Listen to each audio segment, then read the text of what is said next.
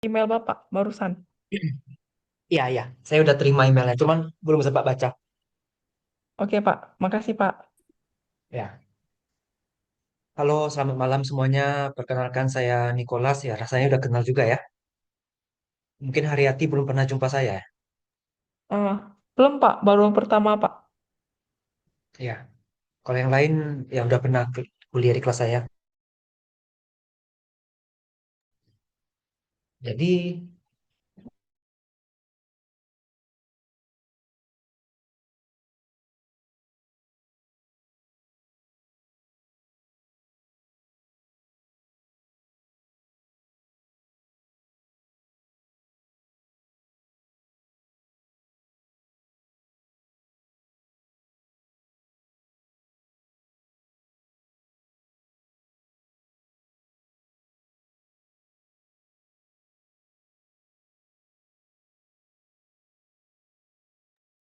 ini ya, pedoman penulisan harusnya bisa ya dicek di sini.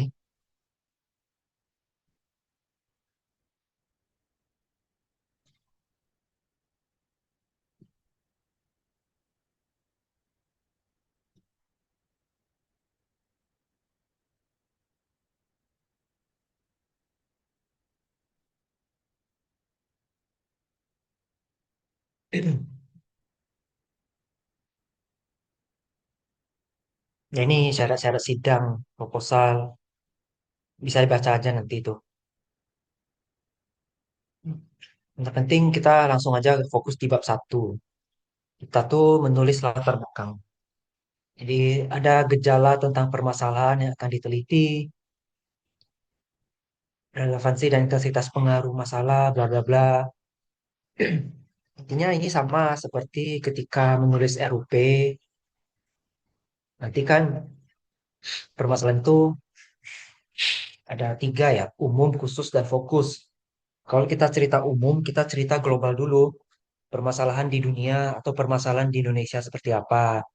Kemudian khususnya misalnya kita ambil yang di Bursa Efek, IHSG, kemudian fokusnya nanti khusus bahas tentang harga saham saja. Itu kalau di keuangan. Kalau di SDM, itu kan nanti bisa cerita tentang kinerja, misalnya ukuran kinerja seperti apa. Nanti cerita ketenaga kerjaan di Indonesia, baru nanti fokusnya di perusahaan. Pemasaran juga, misalnya atas suatu produk apa. Di sini kebetulan pemasaran satu orang yang saya tahu, selfie tentang produk kecantikan. Ya, kita lihat dulu produk kecantikan di Indonesia tuh seperti apa trennya. Itu yang umum. Nanti fokusnya itu mulai mengarah ke produk kecantikan yang misalnya untuk wajah saja, misalnya, atau untuk kulit tangan saja. Baru nanti fokusnya di merek tertentu. Ya seperti itulah intinya kalau untuk permasalahan ya. Terus nanti kan harus ada juga yang namanya research gap. Sebagian besar RUP yang saya baca dari kalian semua sudah ada research gap. Cuma nanti tentu harus ditambah lagi ya. Kalau perumusan, tujuan, manfaat, sistematika ini ya sama aja seperti biasa. Kalau perumusan tujuan kan sesuai dengan yang mau kita uji variabelnya. Kalau manfaat dan sistematika seperti skripsi kakak tingkat sama, nggak masalah. Di Jom Pustaka nanti formatnya lihat aja. Nanti saya ada ke contoh juga ya. Kemudian satu hal juga, kalau kita untuk data primer, tolong pakai apa namanya ini? Dibilang oval bukan. Elip enggak sih? Kalau yang data sekunder, pakai peta. Contohnya kalau yang SDM sama pemasaran pasti data primer itu. Kalau yang keuangan, ambil data dari bursa, lalu kita rekap itu data sekunder namanya. Kemudian hipotesis sebaiknya disarankan pakai arah. Kalau bingung nentuin arah, nanti pas kalian kirim proposal, nanti saya bantu pelajari juga. Kalau metopel, bagian bab 3, ini nanti yang harus diperhatikan tuh yang pertama tentang bagaimana kita mencari sampel. Suara saya masih terdengar jelas tidak ya? Masih, Pak. Masih, Pak. Ya, Masih, Pak. ya. Kalau tentang sampel itu nanti kita lihat. Kalau yang SDM, nggak salah Agnes tentang BCA. Berarti kan jumlah karyawan BCA sudah pasti tahu kita. Kalau sudah pasti tahu jumlah karyawan BCA, itu teknik sampelnya akan berbeda dengan si selfie. Selfie kan tentang pemasaran. Berapa banyak pemasaran yang di TikTok Shop itu? Kita gimana ngukurnya? Nah, makanya ada yang disebut yang terukur sama yang tidak terukur. Itu beda masing-masing caranya. Nanti ketika kalian kirim proposal juga akan saya pelajari. Nanti saya biasanya kalian kirim lewat email, nanti kita akan revisi, saya kasih catatan komentar di dalam file Word-nya. Kadang file Word kalian ada sedikit saya bantu perbaiki juga. Kayak misalnya ada kurang spasi, tabulasinya nggak pas, atau margin nggak pas, biasanya kadang saya bantu. Yang biasanya saya komen tuh yang khusus hal-hal yang memang besar atau yang urgent untuk diperbaiki. Ini ada teknik-teknik sampling, cuman nanti disesuaikan ya. Kalau yang keuangan, seperti punya Erik, itu pasti pakai probability sampling, sorry, non probability yang purposive sampling, karena berdasarkan perusahaan yang kriterianya seperti apa, harus terdata di bursa, harus nerbitin laporan keuangan lah, tidak boleh kena suspend, bla bla bla, panjang cerita kalau gitu. Nah, itulah nanti purposive sampling. Kemudian operasional variabel, kalau yang keuangan jelas, variabel rumusnya apa, sama skala pengukurannya apa. Kalau yang SDM sama pemasaran, itu nanti operasional variabel tuh harus ada variabel, indikator, sama item pernyataan. Kalau teknik analisis data langsung aja pakai Smart PLS semua ya. Kalau bab-bab 5 tuh belum sekarang karena memang belum waktunya ya. Kemudian penulisan skripsi, ya di sini bisa lihat ukuran kertasnya A4 wajib, margin 4433.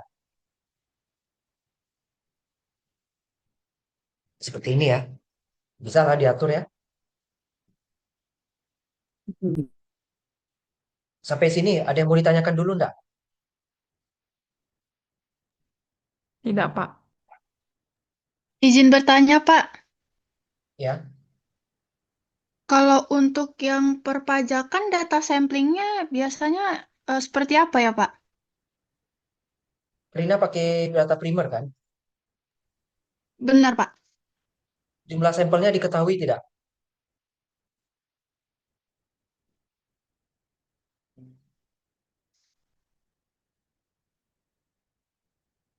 Apakah Rina tahu jumlah WP?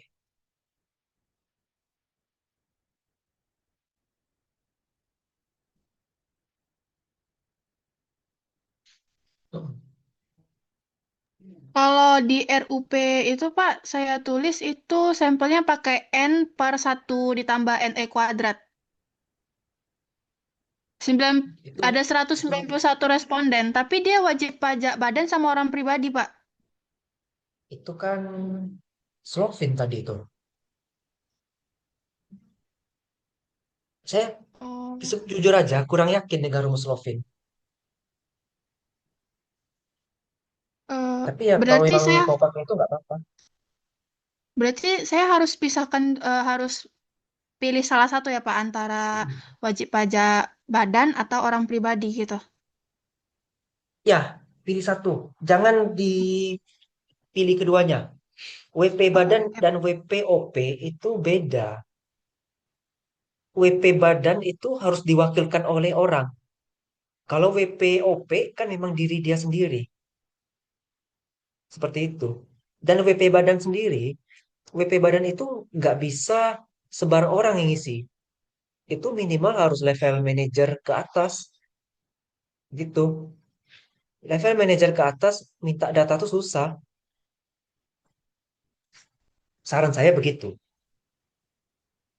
Baik, Pak. Berarti kalau untuk yang WP pribadi, selagi mereka punya NPWP, kita bisa minta datanya gitu kan, Pak? Minta mereka ngisi angket maksudnya kan? Kalau itu Ah, bisa. iya, Pak. Oke, Pak. Ya. Kemudian huruf pakai Times New Roman 12. Jangan pakai Verdana. Verdana nanti agak ngaco tuh. Terus pengetikan bukan pakai EYD ya, tapi pakai Puebi namanya. Ini namanya Puebi.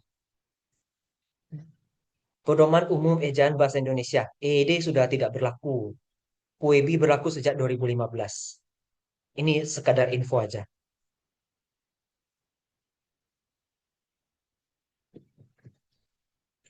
Spasi 1,5. Jarak bab dengan tajuk bab itu 2 spasi. Tajuk bab dengan tajuk anak bab 3 spasi. Nah, ini pasti kalian bingung nih, maksudnya apa lah ini. Ini saya kasih contoh aja.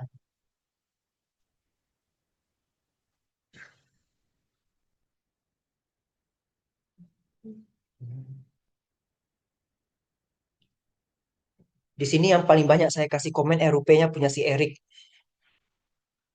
Gimana Erik? Ya, Pak. Ya, masih kuat Erik? Masih. Memang gak muncul.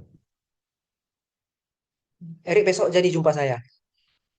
Jadi Pak, jadi siang ya.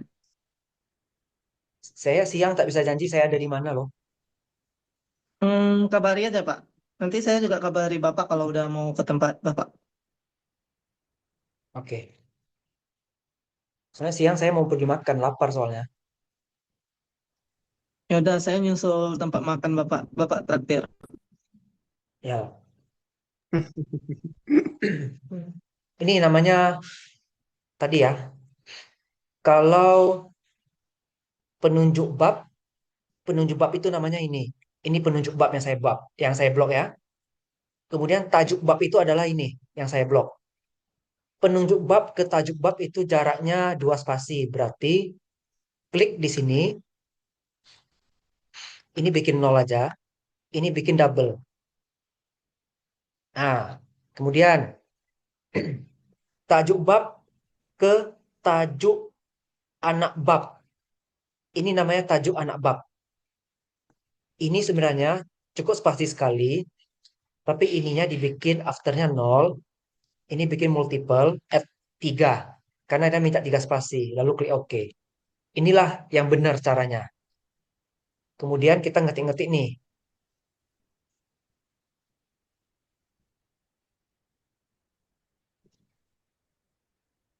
Ini paragraf pertama. Ini paragraf kedua. Yang dimaksud dengan jarak spasi double itu nanti dari sini. Sorry, 1,5 ya tadi ya ceritanya. Di sini dia setelnya. Bisa diblok aja lah biar cepat ya. 0, 1,5. Itu caranya. Kemudian nanti ada ceritanya di sini. Alinea baru diketik menjorok ke dalam 5 ketukan dari margin kiri. 5 ketukan tuh bukan 1, 2, 3, 4, 5 ya. Ini namanya space ya. Bukan itu 5 ketukan. 5 ketukan tuh maksudnya yang ini. First line indent nampak yang kayak jam pasir tapi yang bagian atas. Terus ini ubah ke satuan senti. Nanti ada nampak garis-garisnya titik-titik ini. 1, 2, 3, 4, 5. Itu namanya 5 ketukan. Atau kalau biar gampang, langsung aja ditabulasi sekali, 2 kali. Dia pokoknya di titik yang kelima ini ya. Itu namanya 5 ketukan. Ini teknis biar rapi aja. Kadang kalau nggak rapi itu, jujur aja, dosen tuh malas baca. Nah, jadi usahakan rapi. Nah, berikutnya, jarak antara baris teks, bla bla bla, jarak antar teks ini. Nah, ini kan udah saya ajarin tadi ya. Kalau 2 spasi pilih double, before afternya 0. Kalau 3 spasi, before afternya 0, lalu pilih multiple, add 3 gitu. Kutipan wajib pakai Mendeley dan jangan pakai kutipan dalam kutipan. Kutipan dalam kutipan biasanya saat ujian langsung dicoret sama dosen. Ini yang kayak tanda lilin 2010.26 ini namanya kutipan dari buku. Tapi kalau udah pakai Mendeley biasanya tak ada nomor halaman lagi. Ya, ini kan ada ya. Kalau abstrak belum, karena kalian masih proposal. Ini masalah penomoran. Ya, ini biasalah, masih standar-standar aja.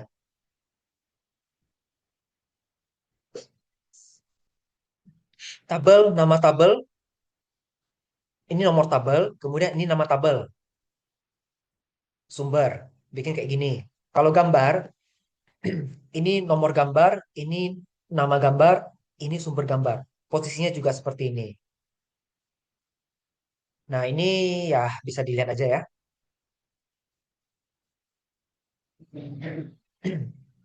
Kalau kalian bingung bikin seperti ini, kayak mana bikin titik dua rapi, pakai tabel aja, lalu bordernya, garis-garisnya bikin warna putih atau transparan. Kalau enggak, pakai tabulasi mainnya. Kalau nggak pandai tabulasi, nanti saya bantu rapikan. Yang jelas kertas kalian harus A4 ya semuanya ya, biar tidak kacau. Ya, ini kan hanya sekedar teknis saja. Ini jurnal nanti itu kan karena nanti sudah siap skripsi baru bisa bikin jurnal. Oke, berikutnya ini sudah wisuda. Saya kasih tunjuk contoh skripsi.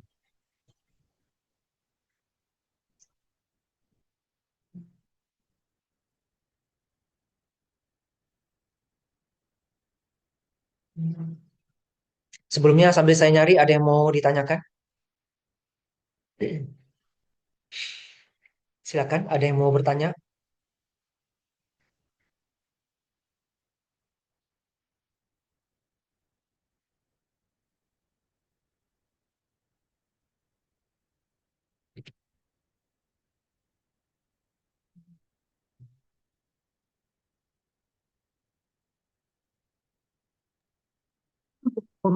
Kan sih belum ada ya Pak, belum ada yang mau ditanyain. Cuma mungkin kalau isi isi skripsi kami masing-masing mungkin banyak yang mau tanya sih Pak.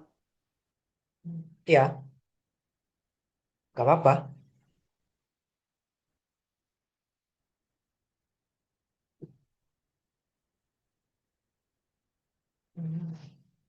Ini contoh skripsi bimbingan saya, termasuk yang menurut saya paling bagus lah.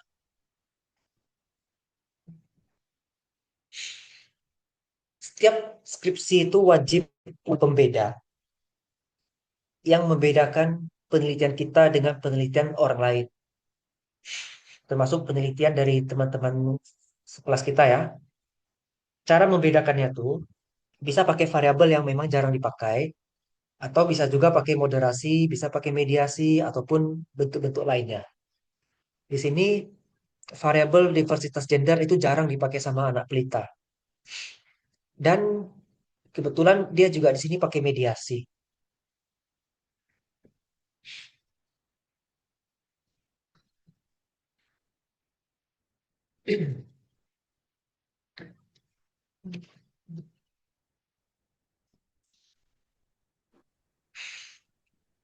Nah, di sini ada pendahuluan sesuai yang saya ceritakan tadi ya.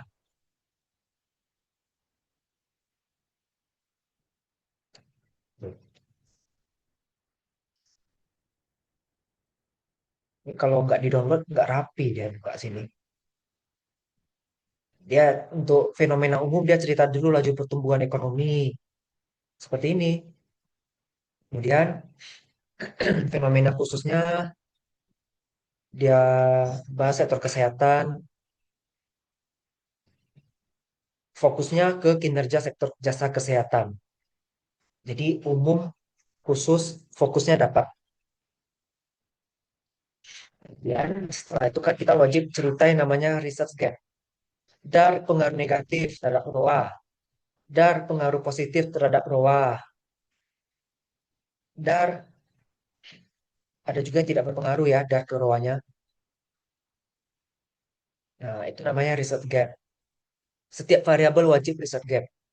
Kemudian rumusan masalah, ini sesuai dengan variabel kita, ada 7 dia di sini. 7 rumusan berarti ada 7 tujuan penelitian. 7 tujuan penelitian berarti ada 7 hipotesis. Itu wajib sama sinkron. Kemudian bab 2 landasan teori dimulai dari teori utama dulu. Teori utama setiap kalian pasti beda-beda. Kalau seperti Erik, teori agensi itu nanti jatuhnya. Kalau Karina berarti teori kepatuhan pajak atau teori slippery slope bisa atau teori regulasi juga bisa. Nantilah kita lihat bersama. Baru kita cerita masing-masing variabel kita mulai dari variabel Y dulu. Baru ini penelitian terdahulu.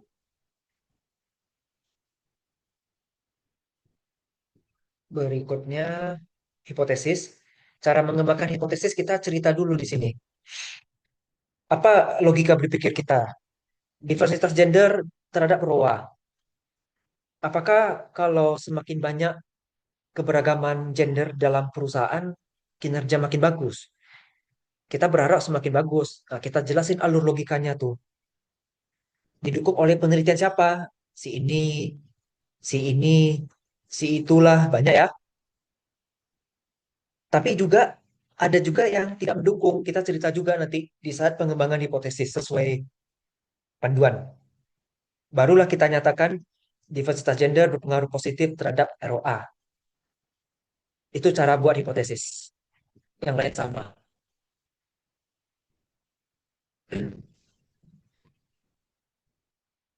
Ini namanya kerangka pemikiran. Kalau bisa di setiap garis tuh dikasih H1 positif, artinya H1 pengaruh positif ya. Kalau kayak gini kan H6 pengaruh negatif, H3 pengaruh negatif.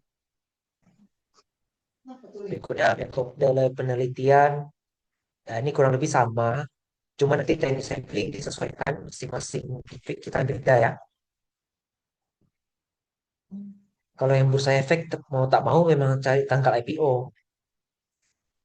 Operasional variable ini cara ukur. Ini rumusnya tak nampak karena saya tak download. Kalau download nanti nampak. Ya ini di tinggal copy saja. Nanti tahunnya diupdate.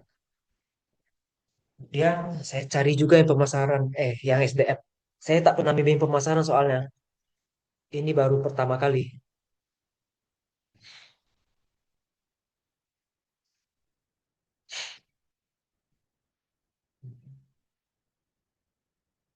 Nah ini SDM. Kalau yang tadi kan tentang diversitas gender, tapi di keuangan. Kalau yang ini gender juga, tapi di SDM. Ya, kalau saya memang suka minta mahasiswa pakai yang aneh-aneh variabelnya, supaya berbeda. Karena kalau sama dengan yang lain, apa bedanya kita sama mereka kan? Dan tidak ada nilai lebih dari hasil karya kita. Ini SDM sebenarnya sama aja dia. Tetap fenomena umum khusus fokus. Ini secara umum dia cerita dulu tentang Undang-Undang Cipta Kerja karena tentang kinerja SDM ya. Baru nanti di fokusnya dia bahas kinerja karyawan PT Tiram Alam Sejahtera. Nampaklah kinerjanya menurun. Kan rata-ratanya dari 92, 91 jadi 87. Ya, baru nih risk gap. Ada yang mendukung, ada yang tidak mendukung. Ini kurang lebih sama seperti yang keuangan. Cuma nanti kenanya tuh di bagian bab 3. Di bab 3, oh ya ini bulat karena dia data primer ya. Bab 3 itu bedanya kenapa? Karena di sini teknik samplingnya karena dia SDM berarti jelas orang kita sudah tahu berapa orang. Beda dengan pemasaran. Pemasaran kayak punya selfie nanti ya. Kita nggak bisa tebak berapa jumlah pelanggan di TikTok Shop itu. Saya pun tak bisa tebak. Beda nanti teknik samplingnya ya. Nah, yang pakai data primer, SDM dan pemasaran harus seperti ini. Ada variabel, ada indikator, dan ada pernyataan. Kalau sumber nih boleh aja kita letak di bawah nama variabel. Kalau skala, ya sebenarnya tidak perlu juga sih. Karena model tabel seperti ini, kalau kita bikin banyak kolom jadi nggak rapi, tulisannya banyak turun ke bawah, nggak enak baca, tidak elok. Ya, kurang lebih seperti itu. Dan analisis data, kalau saya sarankan langsung Smart PS aja lah. Coba nanti tip dulu.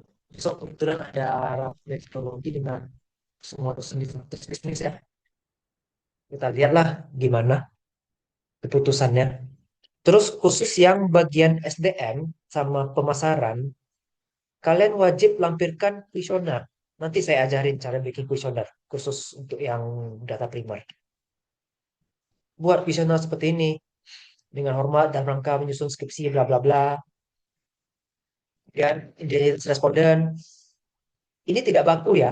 Ini bisa ditambah bisa berkurang juga. Kalau misalnya yang kalian survei adalah mahasiswa atau anak SMA, untuk apa bikin status pernikahan? Kemungkinan besar mereka pasti belum menikah. Nah, jadi kan tidak baku harus seperti ini ya.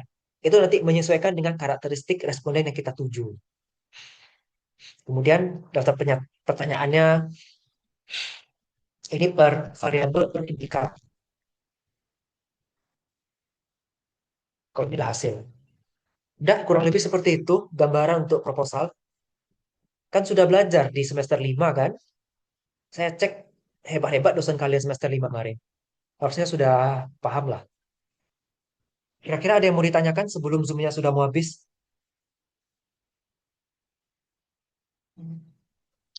Pak, Ya, semester 5 kami diajarkan sampai RUP aja baru, Pak. Proposal belum. RUP itu cikal bakal proposal. Iya, Ya, begitulah kira-kira Dina. Apalagi yang bisa saya jelasin. bagian lanjutan dari RUP itu kan buat, ya, cikal bakal proposal kan, Pak. Cuma kami belum tahu proposal tuh masih belum diajarin secara detail buat proposal, Pak. Berhubung di semester 5 sudah lewat, tidak bisa lagi kita balik ke masa lalu, ya silakan belajar dengan pembimbing masing-masing. Oke, baik, Pak. Terima kasih, Pak. Ya,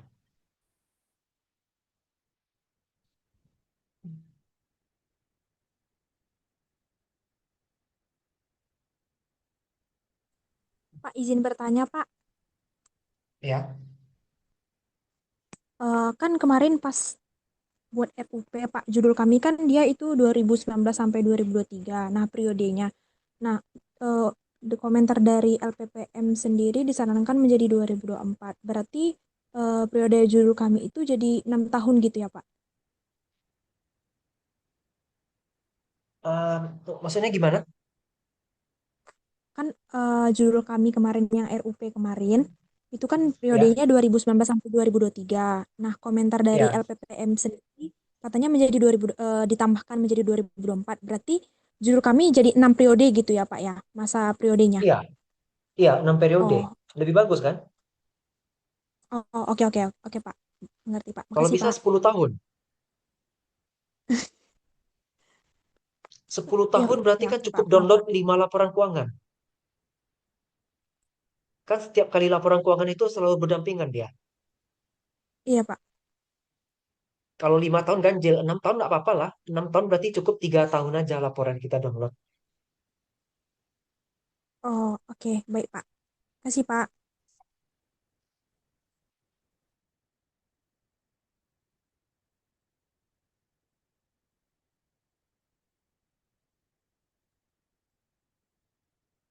Ada lagi yang mau tanya sebelum Zoom-nya habis? Saya Zoom versi gratis. Malas beli.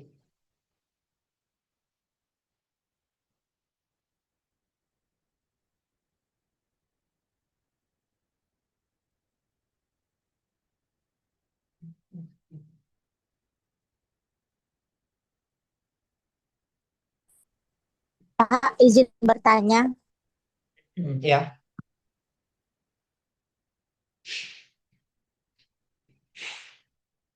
ya.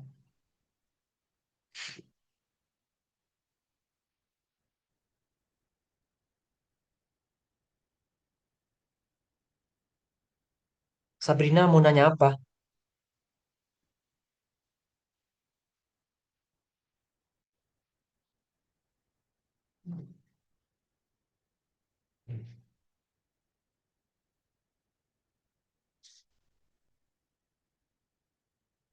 Ada lagi? Siapa yang mau tanya? Tinggal 9 menit.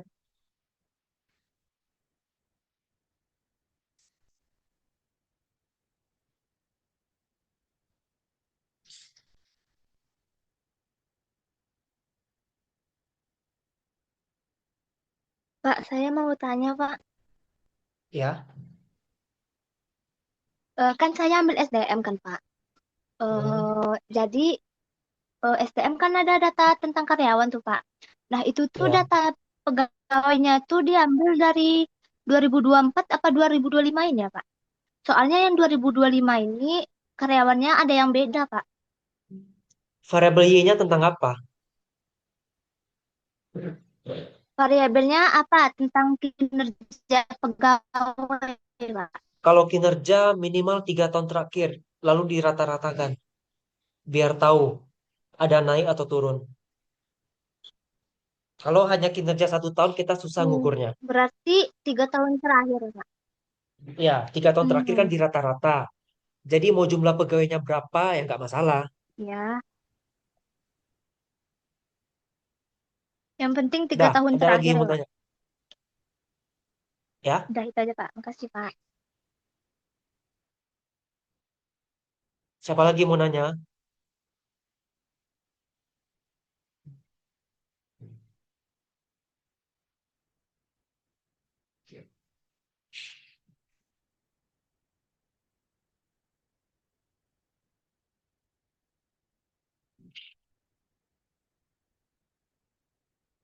Halo, siapa lagi mau nanya?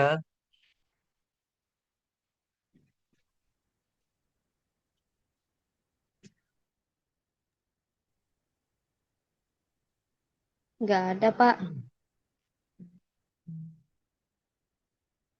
Kalau nggak ada, saya akhiri ya. Terima kasih, selamat malam. Nanti Zoom-nya saya kirim ke grup Terima saya kasih, maksudnya. Pak.